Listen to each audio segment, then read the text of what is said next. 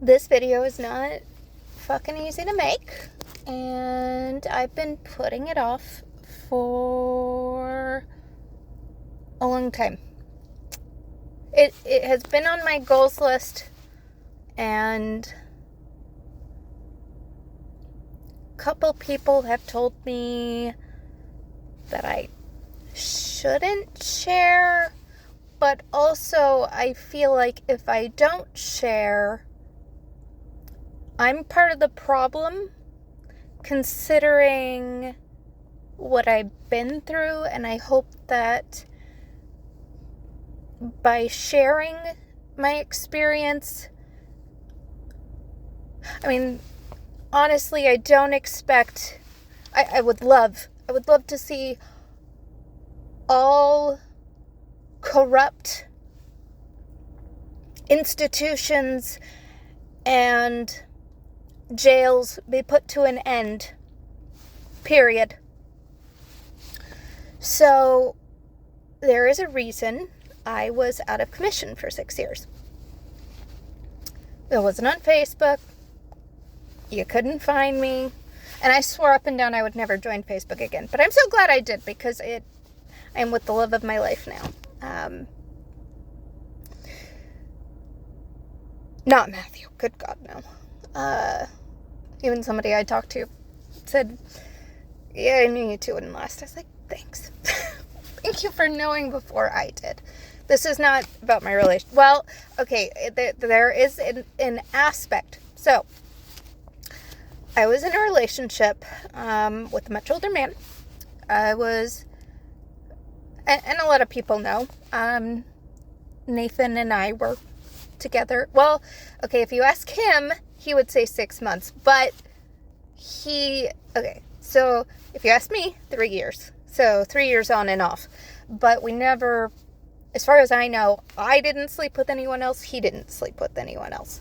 So, anyways, shit kind of hit the fan in our relationship.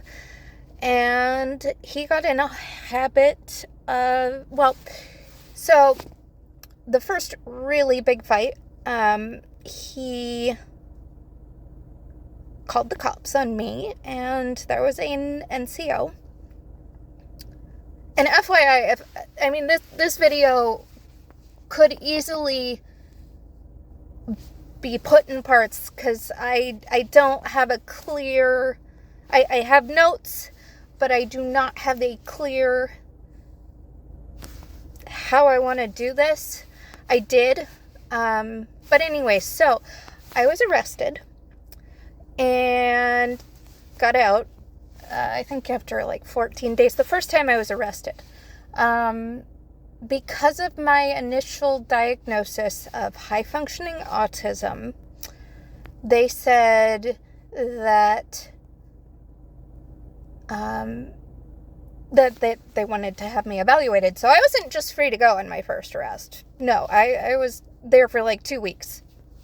So anyways, I got out. There's a no contact order between Nathan and I. He was willfully having contact with me, having sexual relations, seeing me, meeting with me, whatever. When he would get annoyed or irritated, he would use that NCO as a tool of convenience. So that is one thing that I would love to change in this world. If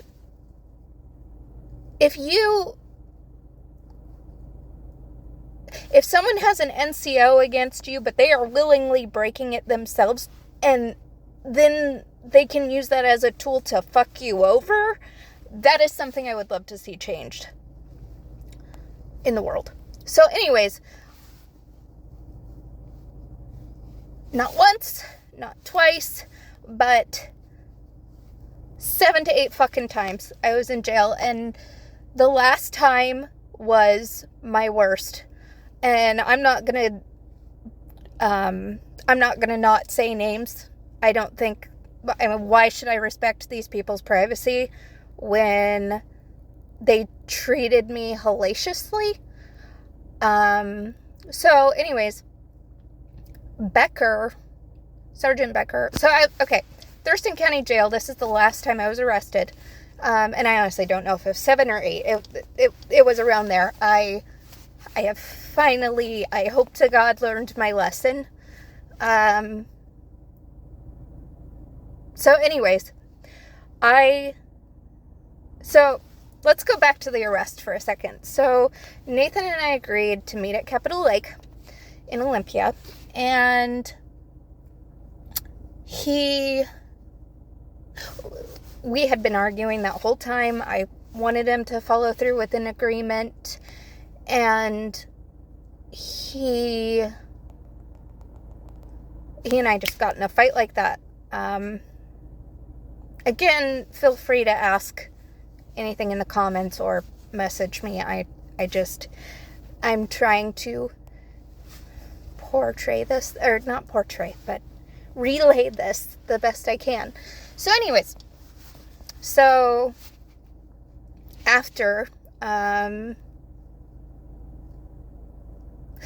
after we got in the fight, he was telling me how unwanted I was, how, I don't even remember, it was just so much. He was in my face, we were in each other's face, it was a lot, and I blacked out and I punched him in the face. This was not a conscious decision. So I guess the glasses fell off his face, and I knew exactly what he was going to do, because he did it every single time I was an inconvenience. He called the cops on me.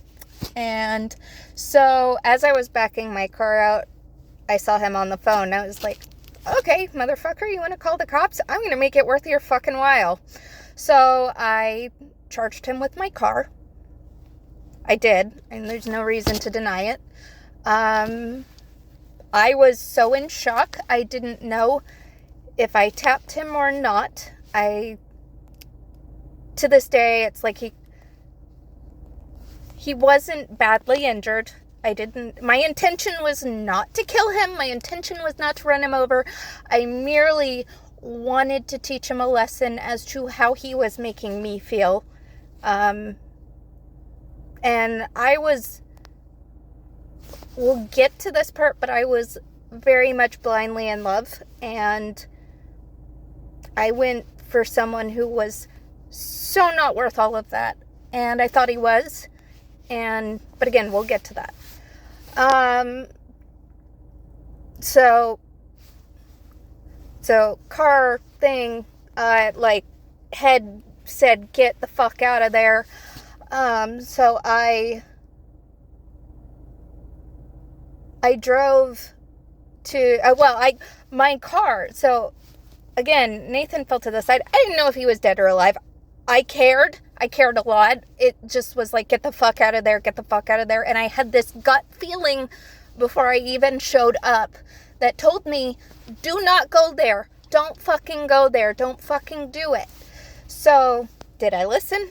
No, because I was blind in love and was hoping, just meeting up and us talking is the solution. We'll be fine. Dumb fuck. I was. And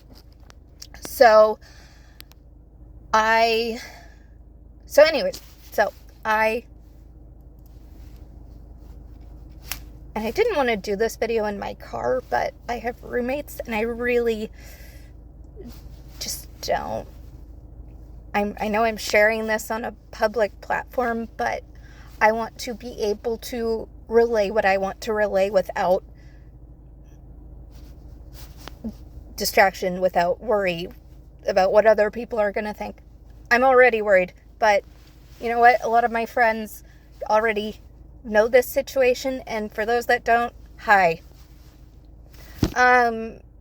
But so when I charged Nathan with my car, okay, so here's the parking space, or the parking barrier. There was another parking barrier on the other side. My car got stuck in the middle. There was another car on the other side, and I had to get out. I inadvertently, as much as I tried to avoid it, I went over that part Hold on. Yeah, I'm just sorry. I'm recording a video.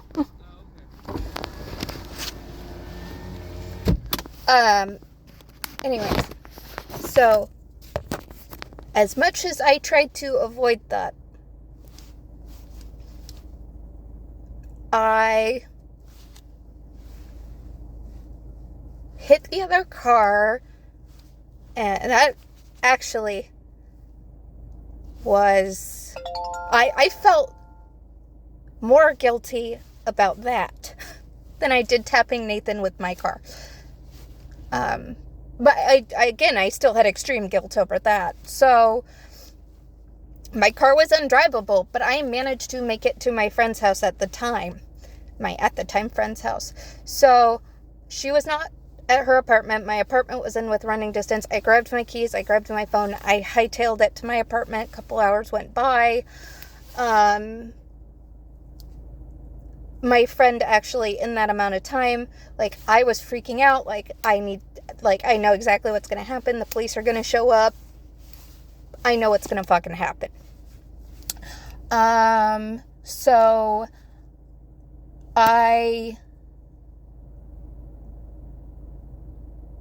God, there's so much that could go into this video. I ran to my apartment at the time.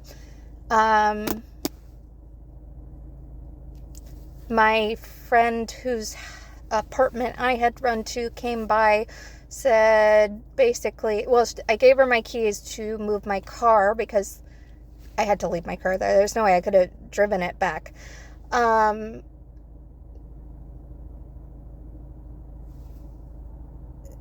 So she basically said, like, I begged her kind of like, hey, I need to get it, like, I need to get away. Like, she basically was like, you're kind of fucked and I can't be a part of this. I understand now, but, and we're not friends anymore, but that was her choice and I understand. But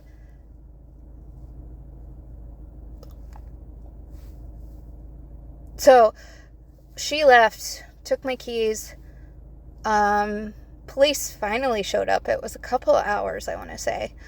And I was just like, what the fuck do I do? I turned off all my lights. I was like, I posted on Facebook, the Facebook page I had at the time, like, I need to fucking off myself. That's the only way out of this. I took bug spray into the bathroom. I took a kitchen knife into the bathroom. And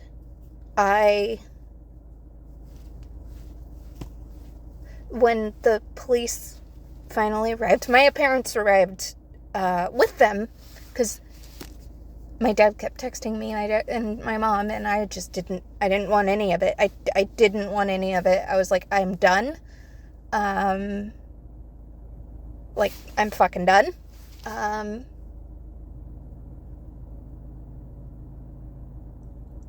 So police made their way into my apartment.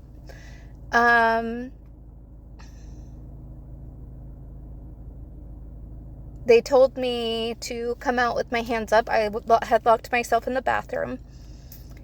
And I was like, whoever listens to come out with your hands up? No one's gonna fucking listen to that, ever. So I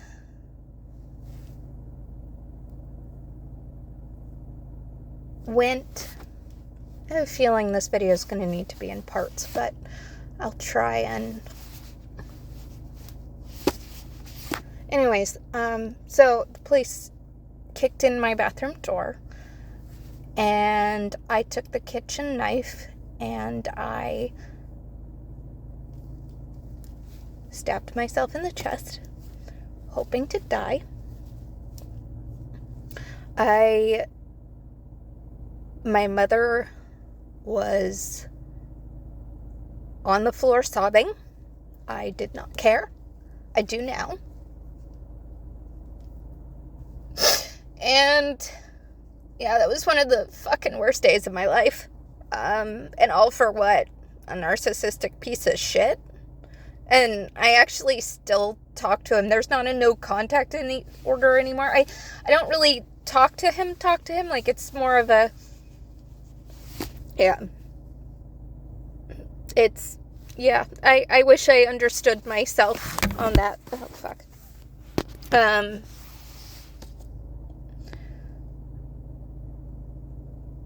My dad was freaking out.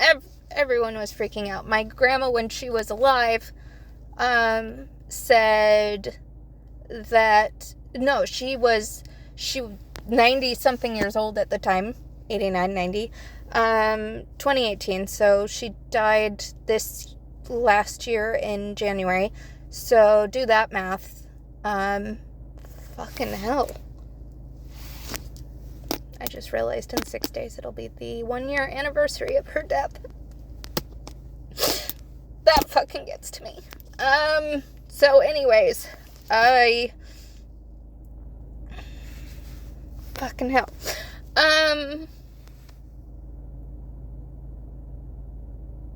So I was told if I had stabbed just a little bit lower, I wouldn't be there, and I was just so happy with that information at the time. I mean, that was my last suicide attempt. Was then, I felt worthless, that Nathan didn't want me. I mean, I was like, well, if he doesn't want me, if he's not, like, I guess I needed validation that I was worth something to be with someone. And now I don't care. I am with someone, but, and I catch myself thinking kind of similarly, like, oh, if people don't know I'm in a relationship, I'm a piece of shit or whatever. And I don't know why I think like that. I don't even think that's true. I just don't know why I think like that. But anyways, so fast forward at the hospital, police are there. Yeah. End up in jail 3 days later. This was on a Friday. Hospital until I was in jail Monday. And one of the cops said to me, "You are a criminal. You are a criminal." You know, I've heard cops say so many fucking bullshit things that I fucking hate most of them. If you're a cop watching this and you're a good guy, this doesn't apply to you.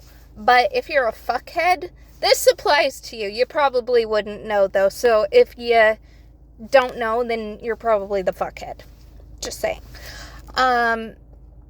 One cop said to me, the first one who arrested me was like, I dated younger too. So I was 20, Nathan was 59 when we met. I still, age is a number to me. I know a lot of people disagree with that, my current boyfriend included, but he is 8 years older, so there. But he seems a lot older, so he'll watch this. He'll be like, "Hey, rude." It's true. So I end up back in jail.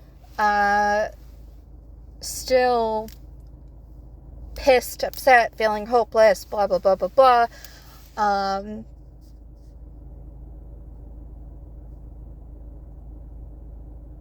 You know, every single time Nathan had me arrested, it took out of my life.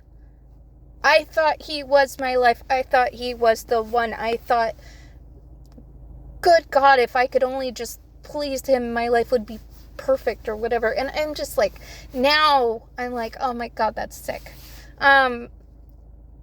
So anyways, I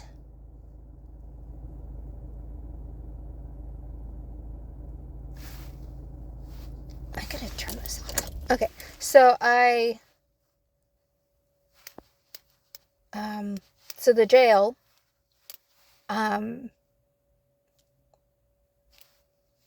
one day in particular that I want to note. I was on the phone with my mom. All calls are recorded in jail, blah, blah, blah. I can't remember exactly what I said. I think I said I don't want to live anymore, and I didn't care who heard it. I was just in the mind space that I'm fucking done. So, next thing I know, deputy is showing up at the cell door with a plastic bag, and so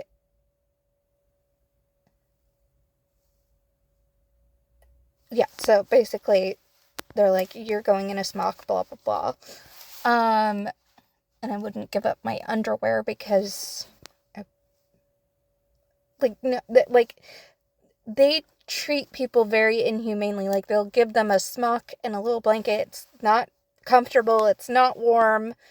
Just because you're in jail. I mean, depends on the crime. Like, baby rapers, child rapists. Yeah, please be uncomfortable for the rest of your life. But for someone who loved someone,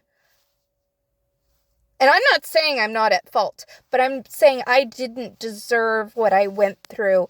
And I'm hoping by sharing this video, no one has to go through what I went through again. If you are someone who is in one of these relationships, get out. He's not worth it. She's not worth it. Just get the fuck out.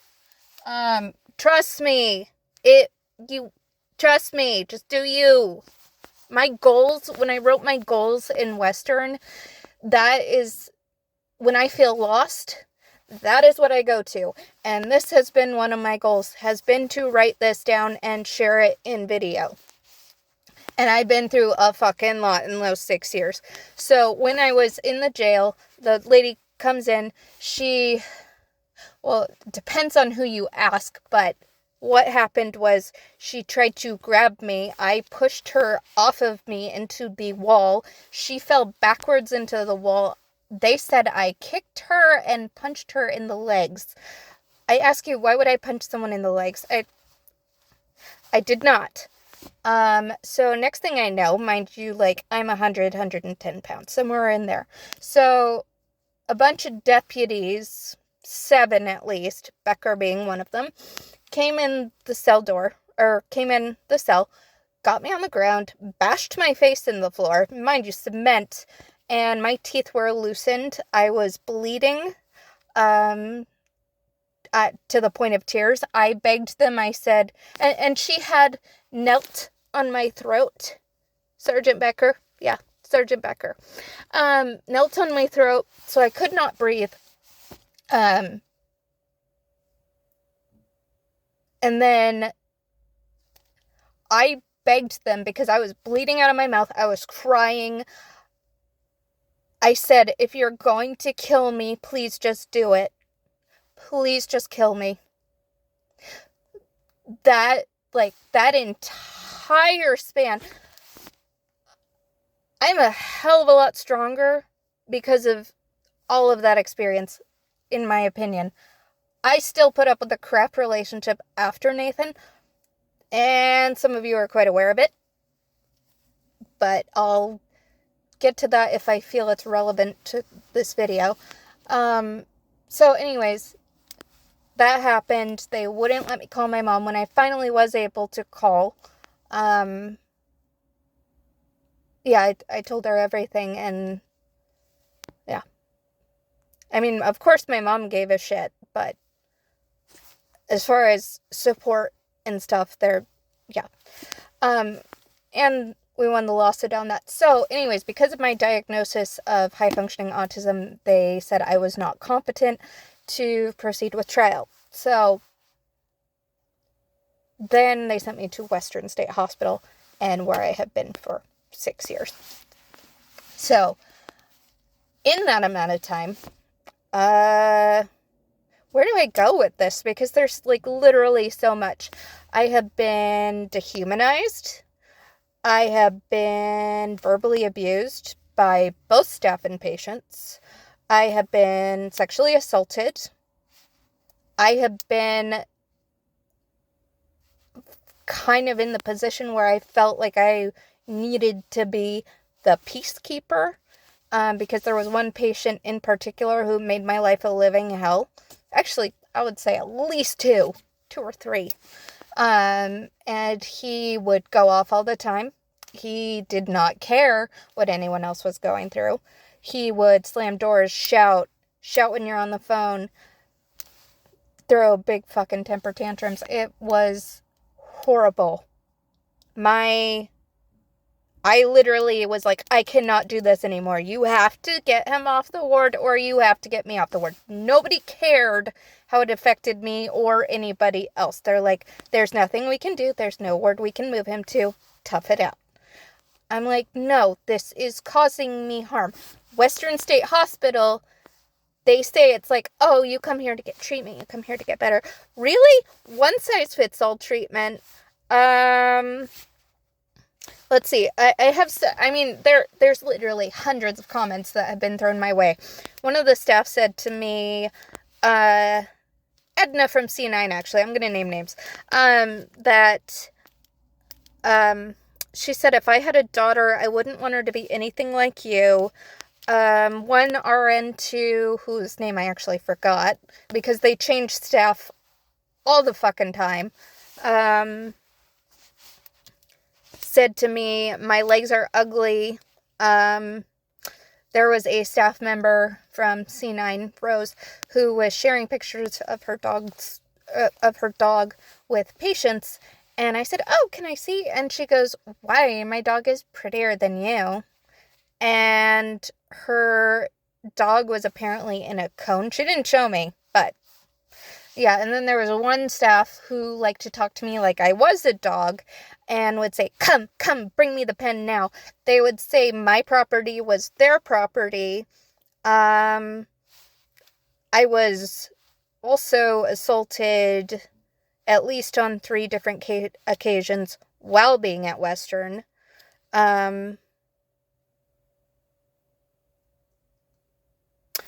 So I'm going to go backwards for a second. So they keep people on biased opinions. It is not legally factual information. It's just whatever they want to write. The judge sees that and goes based off that. There's nothing to,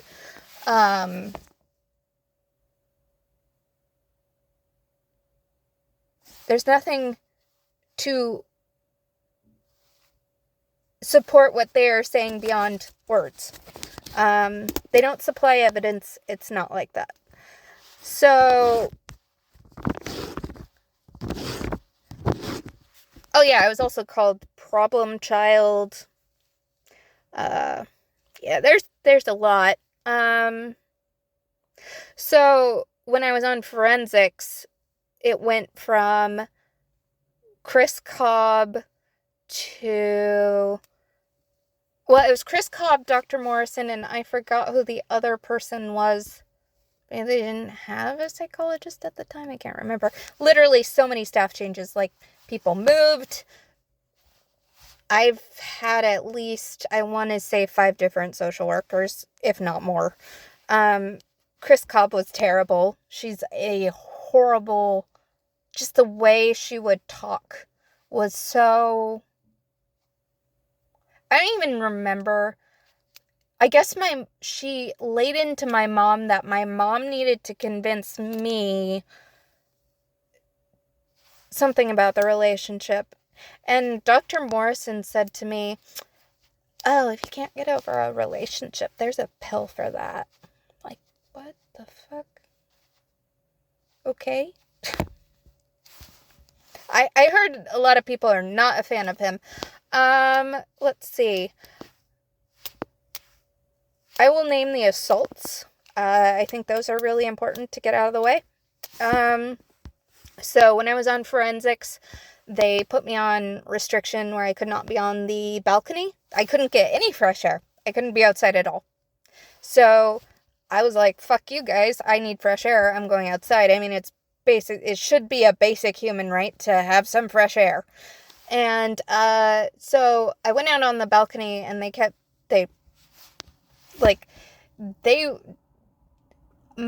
was under the impression that they can only put hands on you if you are being violent. But no, if they feel you are being disobedient or whatever, they will put their hands on you. So, like, 2 different people, and I gripped that thing out there. They put their hands on me, grabbed me. I ended up getting scratched in the process. That was nice. And I did have the security take photos. What came of it? Nothing. So they pulled me inside. They put me on phone restriction because I reached out to Nathan, and Nathan reported me, and I was thinking, oh, Nathan's gonna be my savior. But so when they reported me, they wouldn't even let me talk to anybody. Not my mom, not my grandmothers, nobody. They isolated me so severely that I started to feel, and I still feel like it's true at the time, that I did not exist outside of that institution. They're verbally abusive. They're dehumanizing. There was literally no reason to put their hands on me. I felt like an object, not a human, an object. And it pisses me off. It makes me upset. There's so many factors of this. Like, okay, so continuing the assaults. So my mom called me on the phone, and I went to get it on the patient payphone. She called me, and I took the call. And next thing I know, staff are grabbing me off the phone because my mom is calling me. I can't fucking talk to my mom because they said I couldn't. She's my fucking mom. I'm gonna talk to my fucking mom. And I got ways around that. Multiple times. And yes, I am pissed about this. I am upset. I have every reason to be. They would write, oh, she's hostile. One nurse wrote, oh, she picked her nose. I'm like, what the fuck is wrong with you? Why would you write that? Like, okay, who hasn't picked their nose in their lifetime? I probably needed to. Oh, she defies boundaries because she waits to be last in line.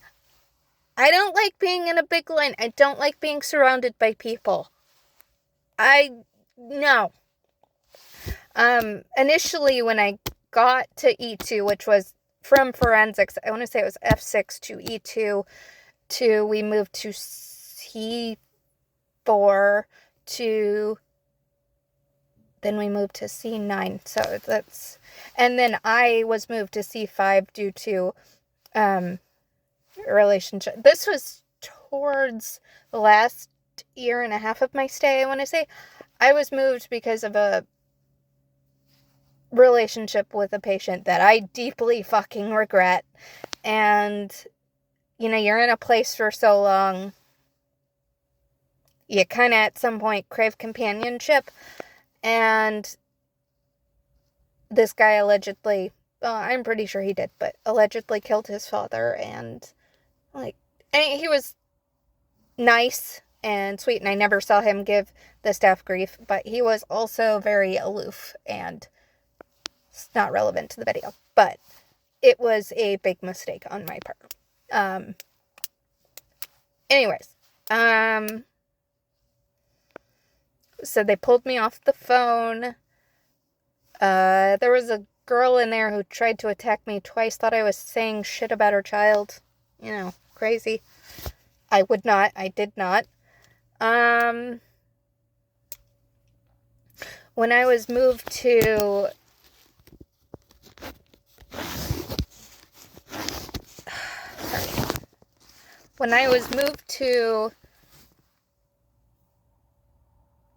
E2, they consider that HB 1114 status, or they considered me HB 1114, which means they have me under the violent offender status, which apparently is so much of a bigger deal. But all these conditions they've placed on me, probably haven't followed half of them, and it's a joke. This is my third time at Western, but this was the worst, because again, the first time I was there only maybe 3 to 4 days. Next time I was there, I want to say it was like 9 months, and the last time I was there 6 years. And knock on wood that it's the last time.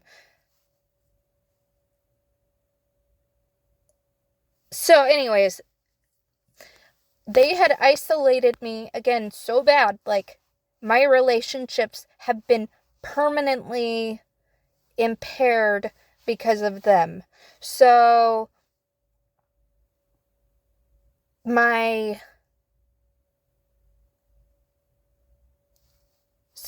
they said for long periods of time I couldn't call my mom. So I finally had a treatment conference and they allowed her to come to it, but they're like, oh no, you can't talk to your mom.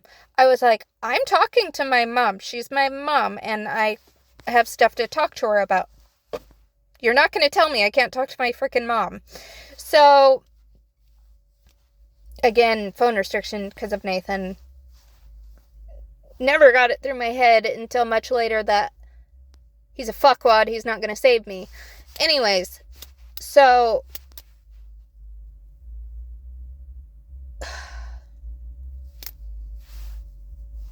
anyways, I said, no, I'm going to talk to my mom. And they called a code gray, which means a patient is being combative. I was not being combative. I was saying, give me some fucking space to talk to my mom. And they're like, no, we can't do that. Like, what the fuck is wrong with you? That's not your choice. I mean, I lost so many friends because of this. Some by their own, I think that I ended up being really lonely in there, and I got to the point where I wanted to reconnect with old friends who I shouldn't have wanted to reconnect with. And I'm glad that, I'm glad a lot of those didn't go anywhere, but I made it through. Here I am now. I still have a few friends, sort of. No one I see consistently, but this video is just very important to me to say, hey, shit at Thurston County Jail ain't right. Shit at Western State Hospital ain't right. They do what they want. They don't care about anything else. They're not federally accredited. So, okay, back to, I know I'm segueing a lot here because it was so traumatizing.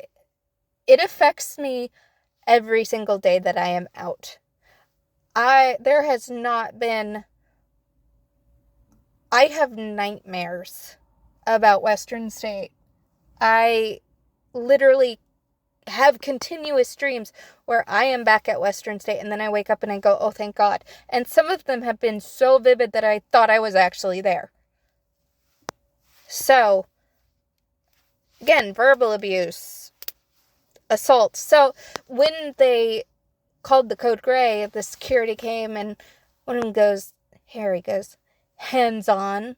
I go, for what? Talking to my mother? Give me a second.